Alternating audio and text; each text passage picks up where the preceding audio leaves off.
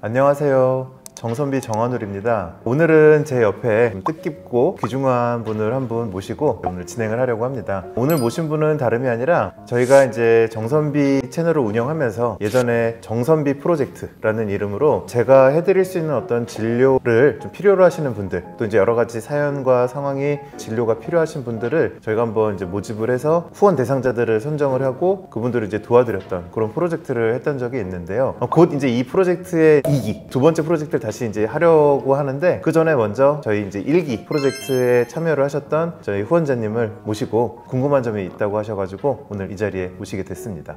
소개 부탁드릴게요. 안녕하세요. 저는 1기 후원 대상자로 선정되었었던 민성입니다. 오랜만이에요. 네, 안녕하세요. 그동안 어떻게 지내셨어요? 그동안 원장님이 도움을 많이 받았어가지고 항상 감사하게 생각하면서도 살고 있었습니다. 얼굴이 완전 너무 좋아지셔가지고 좀 어떠세요? 지금은 지내는 것들은 예전에 비해서? 하루하루가 이제 새로운 삶을 또 살아가고 있는 것 같고 불편함도 많이 없어졌고요. 너무 편하게 또 이렇게 자신감을 가지고 살아가고 있습니다. 그러니까 저희가 이제 이 프로젝트를 진행했던 이유들도 이런 도움이 필요하신데 여러 가지 이제 좀 상황이 좀 여의치가 않거나 뭐 시간이 됐던 뭐 경제적 사정이 됐던 이제 여의치 않은 분들을 좋은 의도로 저희가 이제 좀 도움을 드리고, 근데 그만큼 이제 만족도 있으실 분들 이렇게 선정을 해서 이제 도움을 드렸는데, 오늘 그 궁금하신 점들이 좀 있다고 하셔가지고 네. 오셨는데 어떤 점들이 좀 궁금하셨나요? 평소에 주변 지인분들께서 저한테 이제 궁금한 질문도 많이 있었고, 저도 평소에 원장님께 궁금했었던 그런 질문들이 여러 가지가 좀 있어서 그런 것들을 좀 질문 좀 드려보려고 하는데요. 좋습니다.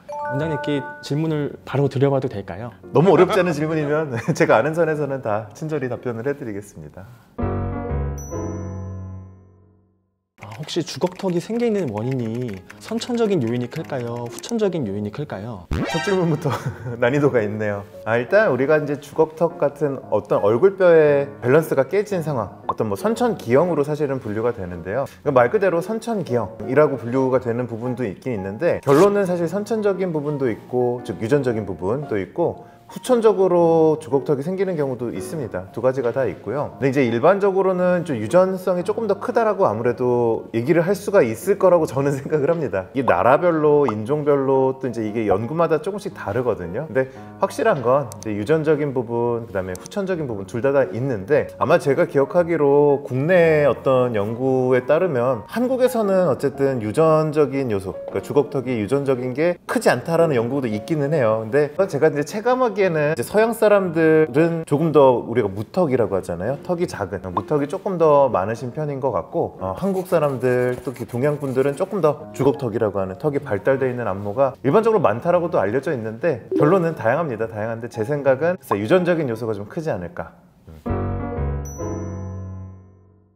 혹시 주걱턱 치료는 수술로만 가능한 걸까요? 아니면 교정으로도 치료가 가능한 걸까요? 우선 이 질문을 좀 생각을 해보면은요, 턱에 대한 어떤 변화, 그렇죠. 얼굴 그 골격의 변화라고 한다면 사실 대부분이 수술이 동반이 되어야 변화가 된다고 생각하시는 게 좋을 것 같습니다. 다만 우리가 이제 다 자란 턱에 대해서 변화를 줄 때는 수술이 필요한데, 성장기의 아이들, 이제 턱이 분명히 자랄 것으로 예측이 되는데 이미 주걱턱 경향이 보이는 그런 어린 환자들은 성장할 때 수술이 아닌 어떤 성장을 좀 억제하는 어떤 장치들이 있거든요. 그런 장치들을 통해서 성장을 이용한 치료, 이런 것들은 있긴 있습니다. 그리고 사실 교정으로 주걱턱을 치료한다 라는 표현이 주걱턱 정도가 심하지 않은 분들, 그러니까 약간의 주걱턱이라든지 이런 정도라면은 안모의 변화라기보다 어떤 교합의 치료, 좀 좋은 교합을 위해서는 교정적인 접근이 가능하다, 이런 정도 표현이 맞지 않을까 싶고요. 사실 주걱턱의 안모에 대해서 교정적으로 이걸 넣는다라는 거는 현실적으로 이제 크진 않다라고 봐야죠.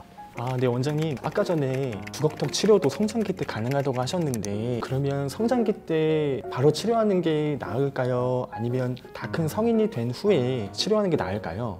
이게 둘 다 장단점이 있는데요. 예를 들어서 우리가 성장기 때 주걱턱이 얼마나 심해질지 약간은 좀 예측이 가능합니다. 무슨 말이냐면, 어린 시절에 벌써 이제 주걱턱 경향을 가지시는 그런 어린 환자분들이 계신데, 이미 그때부터 주걱턱 경향이 심하면 성인이 되면 더 심해지는 그런 게 있거든요. 그래서 어릴 때 성장치료 뭔가를 한다고 하더라도 성인이 돼서 수술을 피할 수 없는 그런 분들은 사실은 이제 성인이 돼서 저희가 이제 수술을 받으세요 이렇게 얘기 드리는 경우가 좀 더 많고요. 근데 그 정도가 좀 심하지 않아서 요때 조금만 잡아줘도 좋지 않을까, 이제 이런 분들은 저희가 성장을 좀 이용을 해서, 쉽게 말씀드리면 아래가 많이 자라는 그런 경향이 보인다면 이걸 좀 이렇게 억제하는 그런 장치들이 있거든요. 우리가 주걱턱이라는 게 아래턱이 나오는 거고, 그렇지만 경우에 따라서 아래턱이 크지 않은데 이 위턱, 상악이 덜 자라는 경우도 있어서 여긴 정상이지만 이게 안 자라서 이런 주걱턱 경향이다, 그러면 이 상악을 앞으로 빼내주는 성장 치료도 있어요. 즉 심하지 않은 경우에 그 적절한 어떤 치료들이 있을 수 있는데, 그런 경우들은 성장할 때 우리가 추천을 할 수도 있고 그렇습니다. 물론 이제 아주 심한 케이스도 조금이라도 어린 때 어떤 그런 외모적인 스트레스 이런 걸 줄이기 위해서 조금이라도 그 정도를 줄이는 치료도 해볼 수도 있고 그렇습니다. 다만 그 성장기 치료라는 게 제일 단점은 뭐냐면 아이들이 너무 힘들어하죠. 사실은 이제 그 주걱턱이 심한 케이스라면 일반적으로 성장이 다 끝난 성인일 때 수술을 받으시는 게 가장 좀 합리적인 방법이지 않을까 생각을 하고요. 그 정도가 심하지 않은 경우라면 여러 가지 성장을 이용한 치료들, 이런 것들도 충분히 좀 도움이 되지 않을까 생각을 합니다.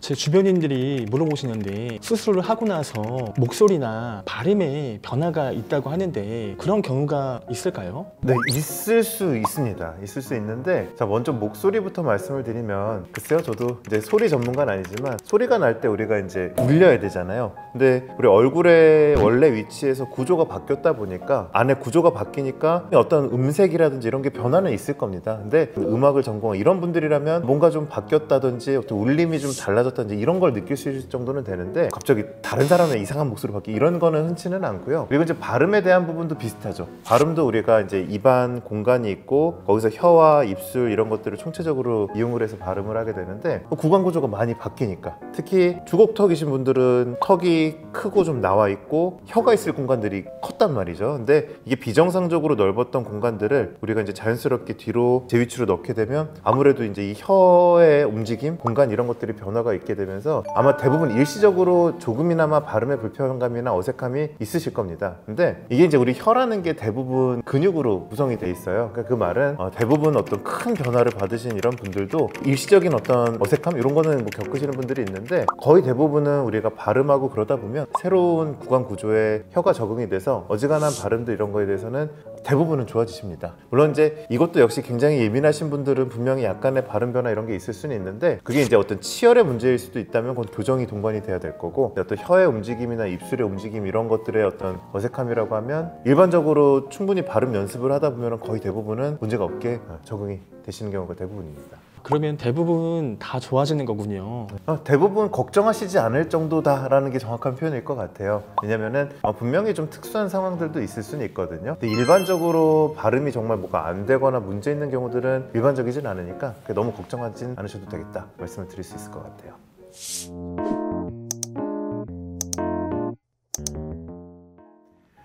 네, 오늘은 이제 저희 정선비 프로젝트 1기의 후원 대상자셨던 민성님을 모시고 주걱턱이라고 하는 부분에 대해서 뭐 여러 가지 질문들에 대해서 제가 답변을 드려봤습니다. 답이 있는 질문도 있었지만 정답이 없는 질문들은 제가 뭐 이렇게 두리뭉실 답변 드린 것 같기도 합니다. 오늘 이제 이 귀한 시간 내주셔서 정선비 채널에 와주셔서 감사드리고요. 이 카메라 앞에 서시는 게 제일 어색하셨을 것 같아요. 뭐 저는 늘 어색합니다. 좀 어떠셨나요, 오늘 촬영은? 네, 처음에 긴장이 많이 됐었는데 또 원장님하고 또 이렇게 계속 대화하다 보니까 계속 긴장이 또 풀리고 너무 또 친절하게 또 답변해 주시고 좋은 시간 가지고 가는 것 같습니다. 아유, 말씀 감사드립니다. 오늘 영상이 도움이 되셨다면 구독과 좋아요 부탁드릴게요. 감사합니다.